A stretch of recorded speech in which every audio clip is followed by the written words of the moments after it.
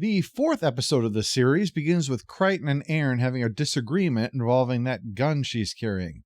Normally you might think it would involve him being on the other end of it, but it's that they've lined up a way to make a little scratch with a cargo run, and Crichton is worried she's going to spoil that going in with a gun drawn. The plan involves Rigel posing as a bigwig and that Moya is his yacht. I should be tall. It's tall enough already. I need them to look up to me. Why? We don't. I'm sensing a lack of unity among the No. Geographically adjacent exiles, that'd be more accurate. But then there's... No movement! Remain where you are! They seem to be a reason for at least some temporary camaraderie. They throw a sack over Rigel, which our heroes could potentially get behind, and start blasting at the rest of them, which they don't. One of their arm-based weapons comes off, so Dargo puts it on to try and attack, but it does nothing. We're going to need a backup plan.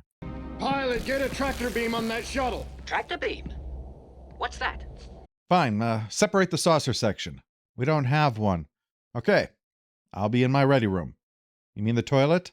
Yes. Well, Dargo is all for leaving Rigel behind and smacks a quarter barrel around to emphasize the point. It's clear the thing is pumping something into him, and Dargo's going roid rage on them, declaring himself their undisputed leader, already taking over Rigel's job, huh? A fight breaks out that forces Crichton and Aaron to return to question its original owner. He says it can't be removed, but since obviously they removed it from him, he's not much of an expert. Zan will make some sleep mist in the hopes it'll knock Dargo out and he'll just fall off. Sooner the better, I'd say. The rest of Ugly's crew want to ransom Rigel back. Seems they believe all that crap about his power and wants an absurd amount of precious metal to give him back. But that's a later problem. Dargo's being a now problem. They hit him with the sleep mist, but it's just putting him on his knees for a short while. Real short while. Like if Catholic Mass at a drive-through service. They stick to the only thing that has worked, running away. But Crichton has a new plan.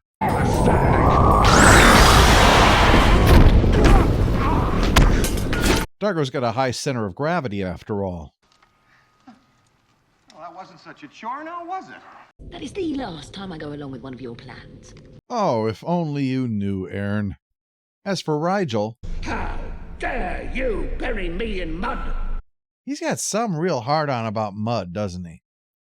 He shouts out some empty threats, waking up the dignitary in the next cell, who apparently is a bigger deal than Rigel's fictitious version.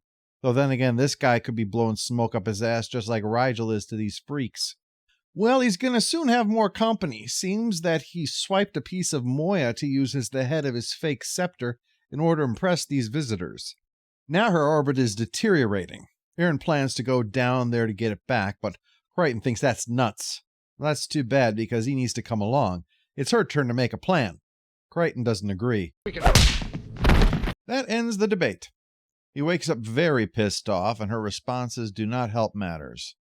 Speaking of close encounters of the hostile kind, the prisoner was stripped of his clothes for this operation, and in a fit of pique, exposed himself to Zan, who was clinical about it. Nudity isn't taboo for her culture. In fact, she drops her clothes right then and there. Take it all in, squirt. It's blue all the way down. Anyway, while Aaron sends Crichton ahead of her, Rigel is working to get out. Not that he's getting anywhere. In fact, they serve his food in a skull, and the dignitary in the next cell tries to swipe it. This prison is definitely not getting a good review. While Dargo comes to help out as a way of making up for his earlier alpha male chortle my balls moment, Aaron and Crichton spot a bad guy hunting party. She suits up in the armor, puts on the gauntlet, and gives Crichton a syringe so he can put her under to take it off. It's a plan, I suppose. I mean, I think we can all see the punchline now, yes? So Aaron tries to pose as one of them asking for directions back. They tell her to piss off. She beats them up. It is their language, it seems. Well, Crichton figures he better help before this one ambushes her. Ah, crap. I'm getting Judge Dredd vibes here. Technically, I should have just said Dredd, I know, but without being able to see how it's spelled, I thought it'd be confusing. Anyway, Crichton accidentally overloaded it, probably because no one ever explained to him how to operate a space gun. After Rigel complains about being fed from a skull, that gets solved. Got for me. An extra helping. We see the prisoner grimacing, probably from withdrawal, or he got himself caught in that zipper not knowing how it works. Zan has arrived to help him deal with the situation. She's got that pain power, remember? But the gauntlet's causing problems down here. They reach the camp, but Aaron doesn't want to take it off. They need a weapon to get Rigel and the component. Well, mostly the component. Crichton tries to slip it to her and gets yet another ass-kicking for it. It's only the arrival of Dargo to challenge her as a warrior that gets her to stop. Forgot about that trick. Nice one. In my defense, it did take me 13 years to go from episode 1 to episode 4. A few details slipped my mind. Rigel manages to escape. He used the spilled soup to soften up the mud and convinced his neighbor to pull him free. By the throat. That made persuasion easier, I'm betting. But I suppose the throat might not necessarily be his weak spot. Oh, no, guess I was wrong. My bad. Luckily, the neighbor says he'll pay for Rigel's bounty and restores him back to life by rubbing his tentacle on his lips. Less said about that, the better. Crichton, Dargo, and Aaron take turns criticizing each other. Everybody gets a chance. It's year-round Festivus and the airing of grievances. Also, I'm very pleased to have just discovered that Festivus is so well known, my word processor auto-corrected the spelling and capitalization for me. 'Tis the reason for the season. Zan starts lecturing Ugly Kid Joe here about the side effect of the drug, and given how Dargo and Aaron are doing, they seem to be a whopper. They're no 30-pound weaklings. I mean, they regularly smack Crichton around, and it's fairly obvious even in my prime, Crichton could have kicked the stuffing out of me. I mean, okay, granted I'm not a high benchmark, and we've established I'm too lazy to even correct the capitalization of a fictitious holiday. Point is, Crichton's a pretty good above-average example of a human, and he's in way over his head with these two, and they are really feeling messed up after the drug. So the drug is powerful. Long journey for that reveal, but this is a marathon. By definition, we're on a long journey. Metaphorically, my lazy ass says with relief. Imagine, somewhere out there there's a whole world full of Crichtons. How useless that must be. Suddenly that line stings much more than it did the first time I watched it. Well, Rigel's up to his neck in it now, literally. And what's more, turns out the guy in the next cell, he didn't save Rigel out of kindness or charity. He did it because that means Rigel's life and freedom belongs to him now, as do all of Rigel's subjects. So Rigel, hearing that self-satisfied tone, mentions, "Oh yeah, the number of my subjects can be counted on one hand, which I don't have at the moment, but that's okay, it still works out. It's 0. The guy is peeved and wants to know what Rigel's laughing about when no one is coming for him and he'll definitely die here. Not a bad question. But let's return to Crichton, who needs to come up with a plan. Somehow I don't think a negotiation is going to work this time, so Dargo reveals his sword has a gun mode and gives it to Aaron. The ultimate answer to bring a knife to a gunfight. On Moya, Gorgeous George here wants to know how Zan took away his pain, so she explains about her training, but it turns back to his own warrior training and how superior he feels because of the way they took Rigel. All in all, he seems very much in favor of his culture, even without the drugs running through his body. They are an elite cadre. An elite cadre that enjoys a siesta. They slip inside only to find Rigel is no longer there, or the crystal. Because of his mistaken value, they're taking him to a more secure location. We might have to actually go armed to get into that one.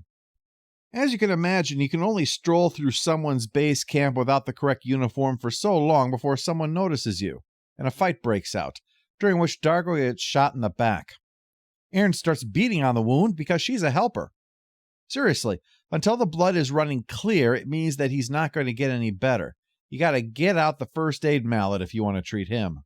Zan leaves the prisoner alone to wander the ship when Pilot calls her away, which as you can imagine is not a great idea, even by today's standards. It's only picked up because he breaks a piece off of one of the DRDs, so she goes down there to express her displeasure.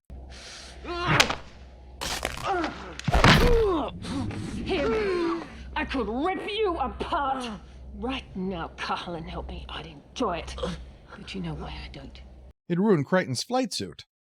Speaking of which, he figures it's time to do the inevitable and gets the gauntlet. It just, does. Right. Willpower, like the Green Lantern's ring. So having grasped the principle, Crichton goes chasing off to sort this out once and for all. He knocks out all the baddies that aren't carrying Rygel, but the lead guy drops the sack full of displaced royalty to duel Crichton. Only Crichton's gauntlet's all out of juice. So he tries to bluff, saying that Rygel isn't a king, he's an escaped mental patient. Not a bad story, but doesn't buy it. He tries going with disease. That doesn't work. So finally he settles for the truth. Rygel is worthless. He says to call up Moya and speak to the prisoner. Ask him.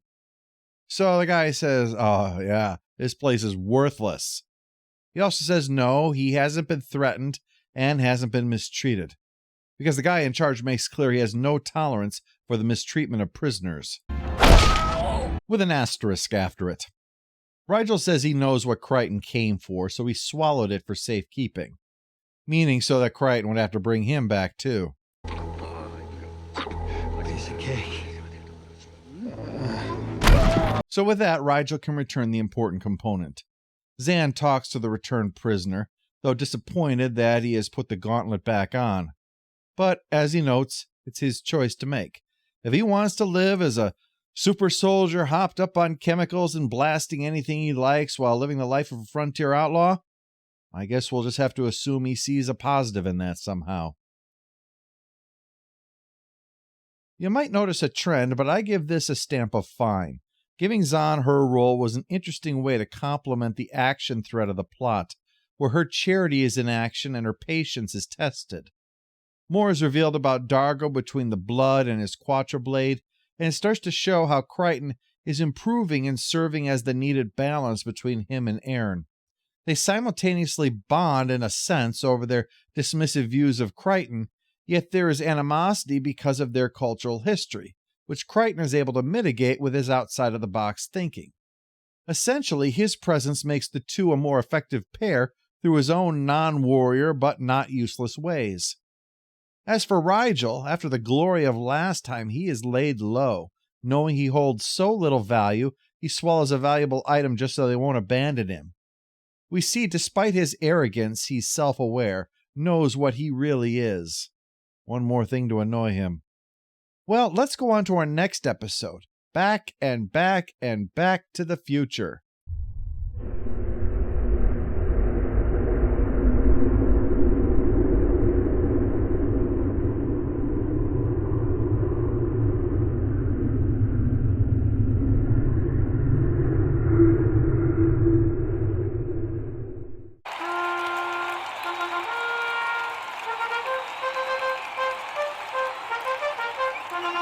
All hail the Overlord! All hail the Overlord! I did wash it. Well, I think I did.